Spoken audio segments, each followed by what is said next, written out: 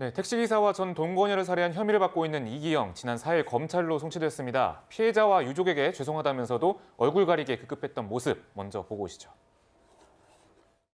얼굴 왜 가리셨습니까? 마스크 한번 벗어주시죠. 추가 범행 있습니까? 시신 유기장소 진술은 왜 번복하신 겁니까? 우발적 살인 맞습니까? 계획 범행입니까? 피해자와 유족에게 할 말 없으세요? 금손 노린 거 죄송합니다. 아니십니까? 피해자의 유족에게 한 말씀만 다시 해주시죠. 유족분들과 피해자분들께 죄송합니다. 추가 피해자 없습니까? 예, 없습니다. 네, 사망한 동거녀 시신 수색이 오리무중인 가운데 이기영이 시신 유기 장소를 번복했습니다. 장 변호사님, 시신 유기 장소에 대한 번복, 왜 그런 것 같습니까? 그렇습니다. 지난해 8월 살해된 것으로 알려져 있는 그 동거녀에 대해서 시신을 처음에는 그 천변에 유기했다라고, 그러니까 버렸다라고 했는데 이제 와서는 땅에 매장을 했다라고 지금 진술을 번복했습니다. 네. 그 부분에 대해서는 과연 이기영의 말을 어디까지 믿을 수 있느냐가 좀 중요할 것 같습니다. 네. 정말 땅에 묻었는지, 묻었다라고 하면 이기영이 지금 지목하고 있다는 그 장소에 묻은 것인지 여러 가지가 지금 좀 수사기관에게 좀 혼란을 주고 있는 것 같은데요. 이기영으로서는 수사기관에 혼란을 주는 것, 그리고 이런 수사 과정에서 본인이 주도권을 쥐고자 하는 목적, 그런 것 때문에 진술을 좀 번복하고 있는 거 아니냐라는 분석이 나옵니다. 왜냐하면 결국에는 동거녀 시신을 찾는 것이 그 동거녀 살해 사건은 굉장히 중요한 포인트가 되기 때문인데요.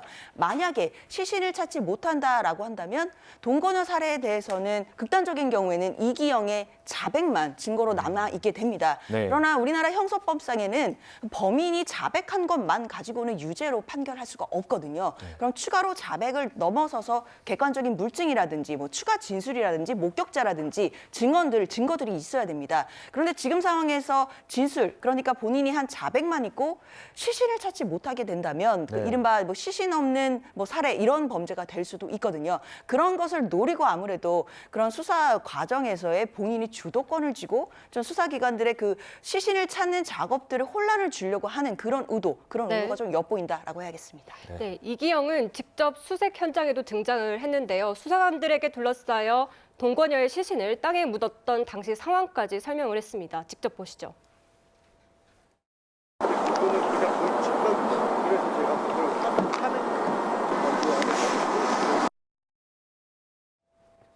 네, 차장님 직접 또 삽을 달라 내가 보여주겠다라고까지 했다고 해요. 이런 모습 어떻게 해석을 해야 될까요? 그러니까 뭐 저게 지금 수사에 적극적으로 협조하기 위해서 그런 것인지 아니면 뭐 보여주기 쇼를 하는 것인지는 모르겠습니다만 자신이 어쨌든 2명을 살해한 것을 인정을 했기 때문에 이 경찰의 수사에 적극적으로 협조를 해서 자신이 지은 죄만큼 처벌을 받도록 했으면 하는 바람입니다. 네.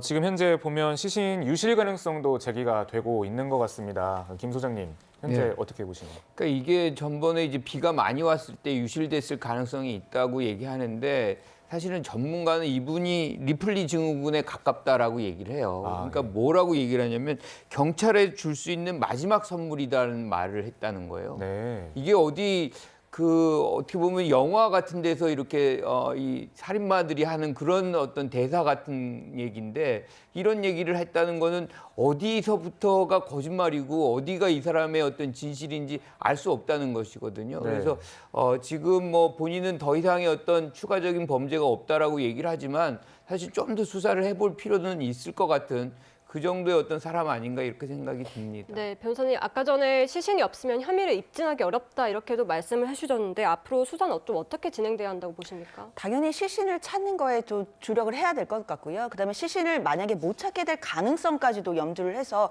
추가 증거를 찾아내야 됩니다. 특히 살해에 뭐 이용됐다라고 하는 뭐 도구들이라든지 아니면 집에서 지금 발견됐다는 그런 혈흔 중에서 그 혈흔들을 분석해서 혹시나 피해자의 혈흔들이 더 추가로 나오는지 여부, 그다음에 그 살해와 관련된 보강할 수 있는 증거들을 찾는 것, 그래야만 유죄를 입증할 수 있기 때문에요. 자백 말고 또 시신 말고 또 추가로 또 우리가 유죄의 증거로 사용할 수 있는 보강 증거를 확보하는 것, 그 부분에 몰두해야 될 것으로 보입니다. 알겠습니다. 네 분 말씀은 여기서 마무리하겠습니다. 감사합니다.